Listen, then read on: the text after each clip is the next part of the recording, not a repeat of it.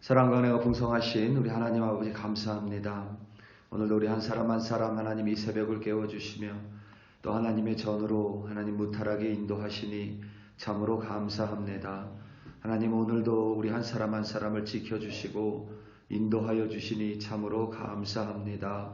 하나님 우리 한 사람 한 사람을 하나님이 창조해 주시며 우리에게 하나님이 보시기에 아름다운 것들로 채워주셨음을 우리는 믿습니다.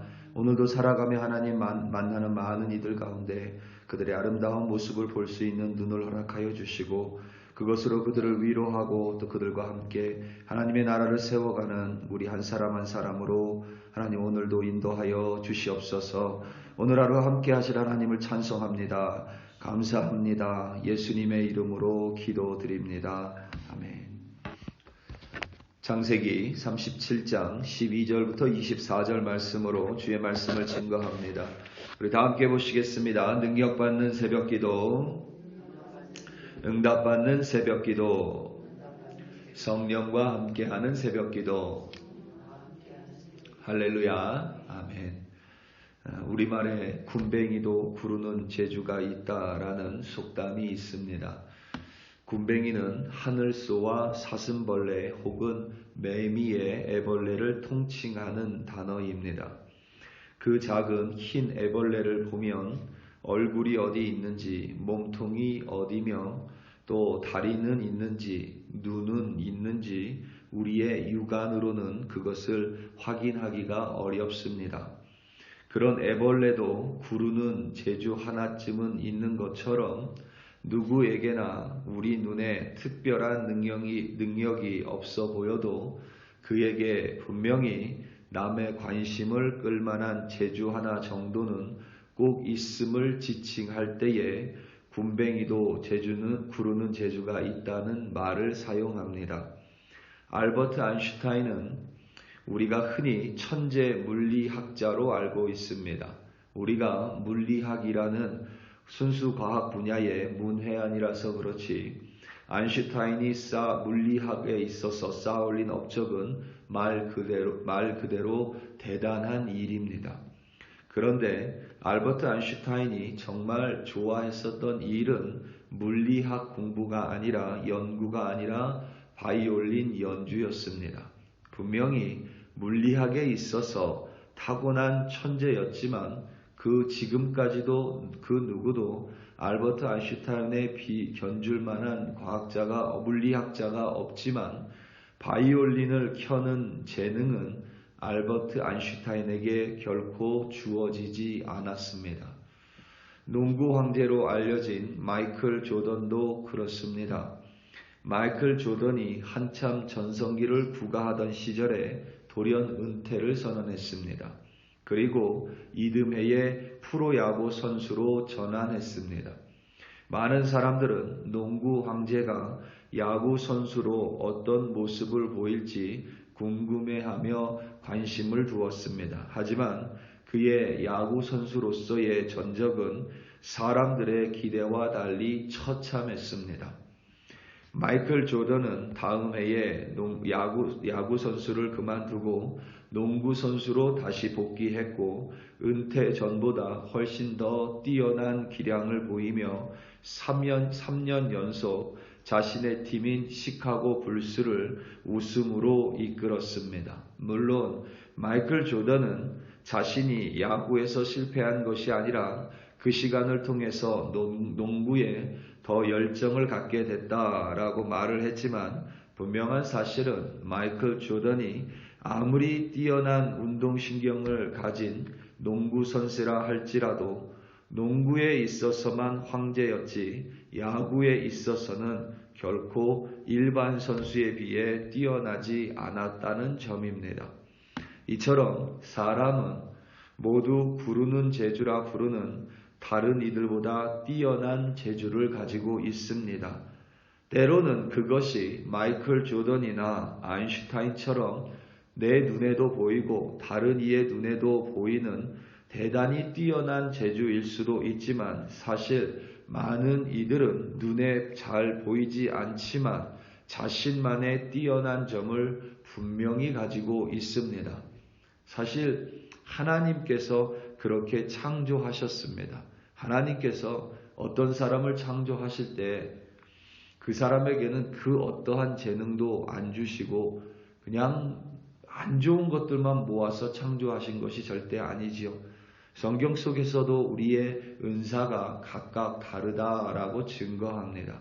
하나님께서 우리 한 사람 한 사람을 창조하실 때에 분명히 이 사람에게는 이런 뛰어난 능력을, 저 사람에게는 저런 뛰어난 능력을, 각색의 사람에게 각양각색의 모습의 은사 그리고 뛰어난 것들을 하나님은 분명히 부어주셨음을 우리는 믿습니다.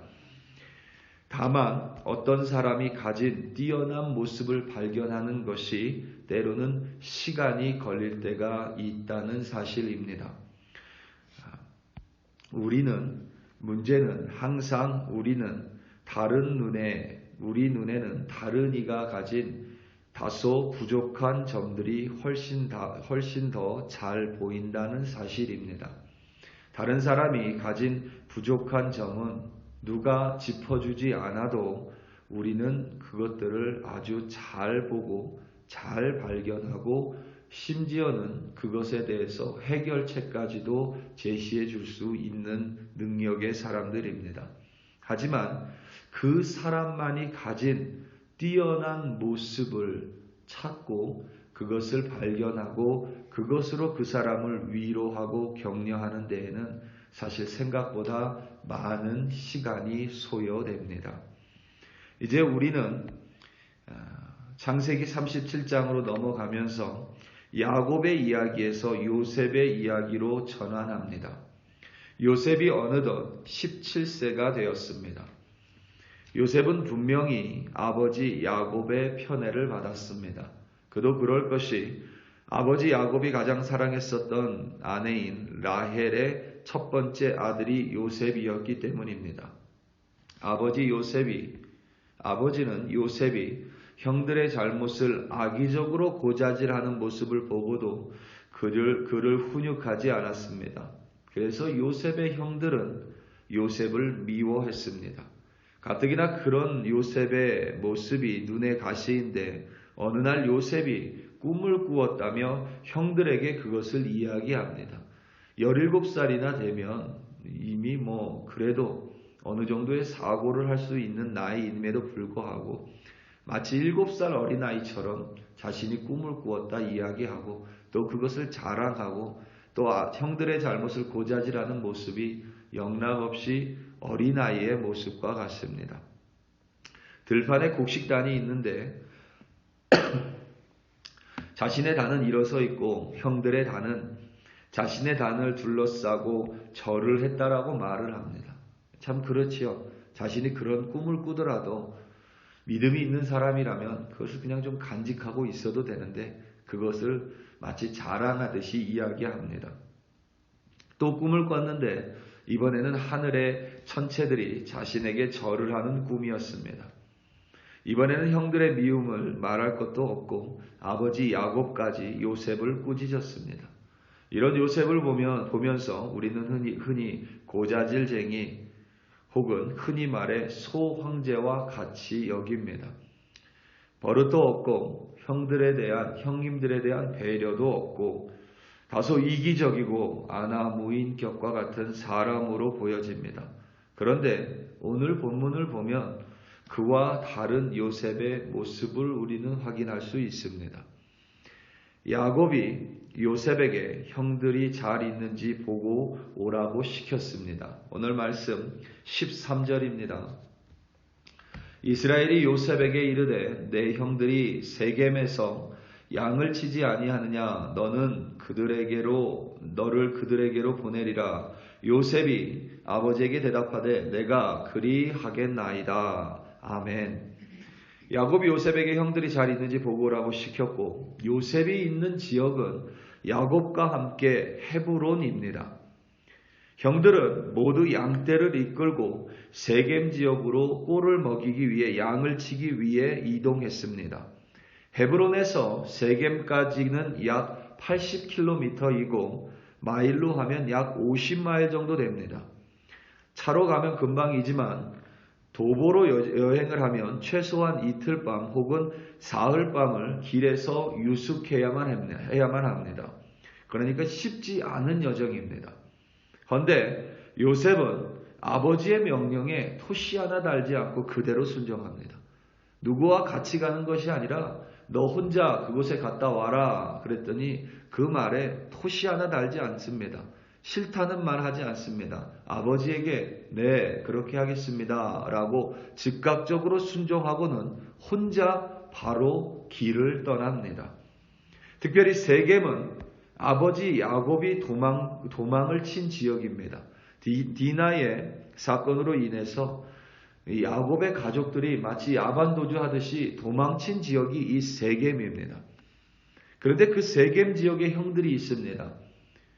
우리가 아는 요셉이라면 그곳에 가지 않는다고 떼를 써야만 합니다. 그리고 또 야곱은 떼를 쓰는 요셉에게 그럼 가지 말아라. 내 밑에 있는 다른 목자를 시키리라. 이렇게 해도 전혀 문제가 없습니다. 그런데 요셉은 세겜에 가서 형들을 그리고 양들이 잘 있는지 확인하라는 아버지의 말씀에 그대로 순종하고 곧바로 길을 떠납니다.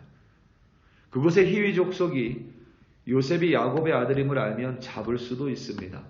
그런데 그 길을 이틀 밤을 지새우고 사흘 밤을 지새우면서 홀로 그 길을 걸어갑니다.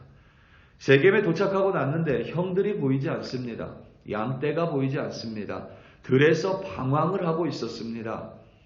그런 그를 사람들이 보고 무엇을 찾고 있냐고 물으니 형들을 찾고 있다라고 이야기합니다. 그 형들이 당신이 찾는 사람들이 이 세겜이 아니라 북쪽 도단 지역으로 갔다라고 말을 합니다. 도단은 세겜에서 약 20km 떨어져 있는 곳으로 약 12.5마일 정도 떨어져 있습니다. 물론 먼 거리는 아니지만 최소한 대여섯 시간 걸리는 거리입니다. 그러면 요셉이 세겜까지 갔다가 형들을 못 찾으면 다시 돌아가서 아버지에게 세겜까지 갔는데 없어서 못 찾아서 그냥 왔습니다. 라고 이야기한다고 해서 야곱이 뭐라고 할 사람은 아닙니다. 그리고 어쨌거나 세겜 지역까지 갔다 왔습니다.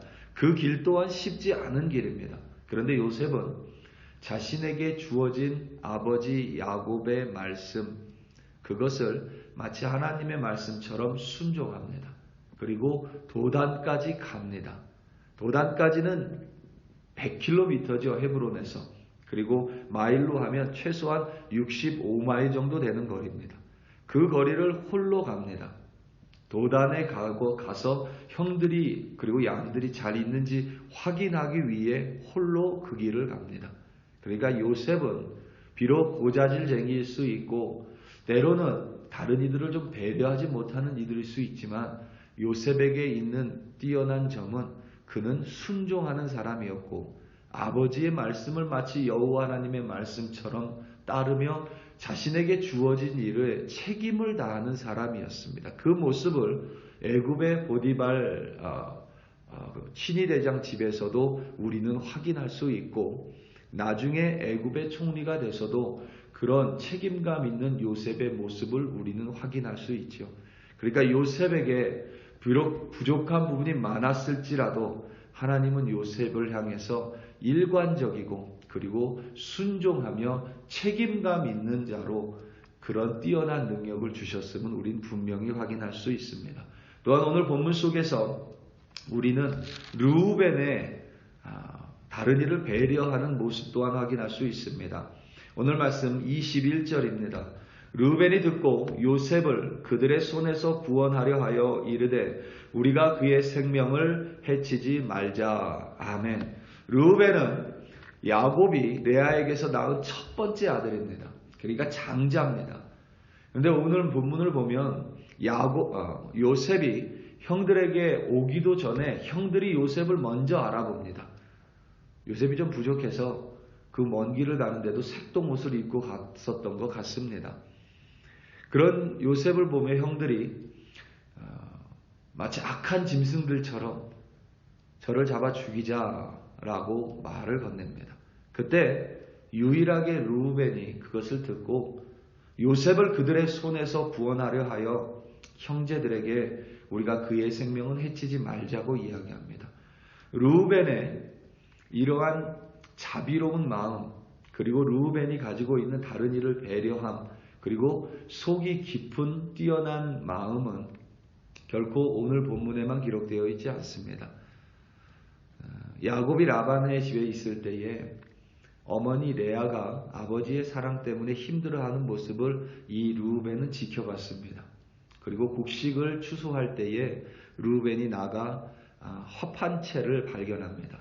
그것을 그대로 가지고 와서 어머니 레아에게 가져다 주지요. 그리고 오늘 본문 전에 보면 르우벤이 아버지 야곱의 첩 빌하는 여러분 라헬의 몸종입니다. 그 빌하와 동침을 합니다. 물론 그것을 부정적으로 해석하기도 하지만 몇몇 신학자들은 그것을 긍정적으로 해석하기도 합니다. 어떻게 긍정적으로 해석하냐면 라헬이 죽습니다. 그리고 라헬을 사랑한 야곱이 그 사랑을 어머니 레아가 아니라 라헬의 몸종이었던 빌하에게 향할까봐 르우벤이 그것을 빌하와 동침함으로써 근본적인 싹을 잘라냈다라고 해석을 하기도 합니다. 물론 많은 신학자들이 그렇게 해석하지는 않지만 그 해석 또한 대단히 일리 있는 해석이죠. 그리고 이제 후에 야곱의 자손이 모두 애굽으로 내려갑니다. 아직 요셉이 애굽의 총리일지 모를 때에 요셉이 그들의 형제들에게 가서 베냐민을 데려오라고 이야기하죠. 그래서 형제들이 다시 야곱 아버지에게 가서 이래 해서 우리가 베냐민을 데려가야 되겠습니다. 그랬더니 야곱이 말립니다. 요셉이 죽었는데 베냐민조차 죽으면 어떡하냐. 그랬더니 그때 르우벤이 아버지요, 내가 반드시 돌아올 테니 베냐민을 데리고 돌아올 테니 만약에 내가 돌아오지 않거든 내 두 아들을 죽이십시오 라고 나서서 이야기하는 사람 또한 르우벤입니다. 르우벤은 여러 가지 부족한 점들이 분명히 있었겠지만 르우벤 안에는 참 속 깊은 마음이 있었고 다른 이를 향한 긍휼한 마음이 있었고 그는 전체를 볼 수 있는 넓은 마음을 가진 진짜 첫째 아들 장자였습니다. 우리 사랑하는 성도 여러분, 하나님은 우리에게도 나에게도 분명히 다른 이들과는 구별된 뛰어난 은사를 분명히 주셨습니다. 그리고 다른 이들에게도 나와는 다른 은사와 능력을 분명히 주셨습니다. 우리가 다른 이들의 부족한 부분, 약한 부분, 연약한 부분에 초점을 두는 것이 아니라 그들에게 있는 하나님이 주신 뛰어난 부분에 눈을 들어 그들을 바라볼 때에 하나님이 그것을 사용하시는 것을 바라보고 우리가 그것을 통해서 그를 위로하고 그를 위로하고 격려하며 우리가 함께 연합할 때에 우리를 통해 하나님은 분명히 아름다운 일을 이루어 가실 줄로 믿습니다. 하나님께서는 우리의 부족한 부분을 책망하시는 분이 아니라 우리의 10가지 부족한 부분이 아니라 한 가지 하나님이 주신 은사를 통해 하나님의 일을 분명히 나타내는 분이십니다. 오늘도 그와 같은 하나님을 믿고 그와 같은 하나님과 동행하심으로 말미암아 승리하시는 여러분들 되시기를 예수님의 이름으로 축원합니다. 다 함께 기도하시겠습니다. 우리 이 시간 함께 기도할 때에 우리 선교사님들 위하여 합심하여 기도하기 원합니다. 특별히 팬데믹 이후에 각 나라들이 자국 중심주의로 정책을 바꾸어가면서 특별히 선교사님들 비자, 선교사님들이 체류하는 것에 대해서 많은 도전을 직면하고 있습니다. 우리 특별히 이 시간 함께 주여 한번 부르고 기도할 때에 이민우 선교사님 비자와 여러 가지 부분에 있어서 또 우리 김창훈 선교사님 건강, 또 김현철 선교사님의 젊은이들을 향한 그 사역 열정을 위하여 우리 이 시간 다 함께 주여 한번 부르시고 합심하여 기도합니다. 주여, 할렐루야, 할렐루야, 할렐루야. 하나님 아버지 참으로 감사합니다. 오늘도 아버지 하나님 우리 한 사람 한 사람 이 땅을 살아가며 하나님 우리에게 많은 연약함이 있지만 그 연약함 위에 분명히 하나님께서는 남들과는 다른 은사를 우리에게 주셨음을 믿습니다.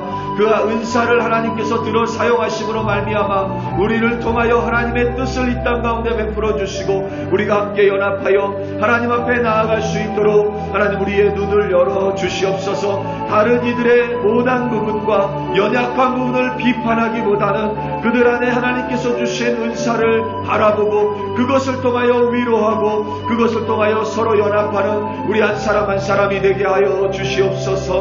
오늘도 아버지 하나님 열방의 선교사님들 간절한 마음으로 주님 손에 올려드리오니 특별히 비자가 필요하고 하나님 체류기간에 있어서 하나님의 능력이 필요한 이민우 선교사님 하나님 붙들어 주시고 특별히 우리 김현철 선교사님 건강 붙들어 주시며 김창우 선교사님 영일 선교사님 사역 위에 하나님의 능력으로 하나님 덧입혀 주시옵소서. 오늘도 아버지 하나님 열방 가운데서 하나님의 나라를 위하여 열심을 다하는 모든 선교사님을 기억하여 주시고 그들과 동행하여 주시기를 간절히 기도합니다. 할렐루야 할렐루야. 하나님 아버지 감사합니다.